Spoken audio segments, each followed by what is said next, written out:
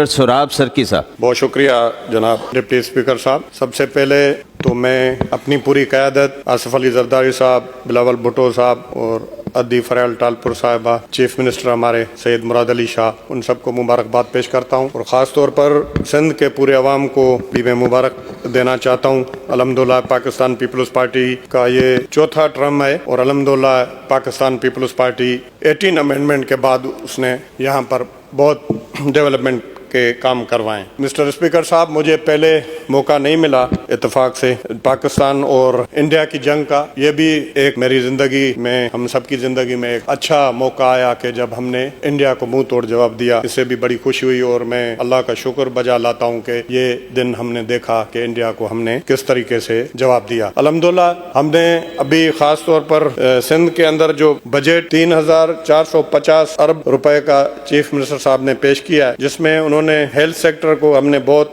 Focus کیا ہے۔ Health sector کے اندر الحمدللہ ہم نے جو کامیابیاں کی ہیں، یہ میرا دعویٰ نہیں ہے، آپ پوری دنیا میں جا کر دیکھیں کہ پورے پاکستان میں اتنا اچھا ہیلتھ کا نظام نہیں ہے جتنا ہمارا سندھ کا ہے۔ تو ہم نے خاص طور پر ایجوکیشن کے حوالے سے جو سندھ گورنمنٹ نے کام کیا ہے، اس کا بجٹ 523.73 ہے۔ ہیلتھ کے حوالے سے، تعلیم کے حوالے سے آپ کو پتہ ہے کہ بلاول صاحب نے یہ کہا تھا کہ ہم تقریباً ہر ضلع میں کیڈٹ کالج لے کر جائیں گے۔ الحمدللہ 11 ایسے اضلاع ہیں جہاں پر کیڈٹ کالج کام کر رہے ہیں، اور ان کی بہتری کے لیے 1.4 بلین روپے رکھے گئے ہیں۔ جناب اسپیکر صاحب، ہیلتھ کے حوالے سے 2013 سے چیئرمین ہوں ہیلتھ اسٹینڈنگ کمیٹی کا۔ جس طرح ہم نے اداروں کو انڈیپینڈنٹ کیا، خاص طور پر ہمارا جو جمس ہے، چیف منسٹر صاحب نے بھی اپنی اسپیچ میں کہا تھا، وہ 5 قسم کی جو ہے ٹرانسپلانٹیشن کر رہا ہے۔ یہ ہمارے ایسے ادارے ہیں، ہم پوری دنیا کو ان کو دکھا سکتے ہیں۔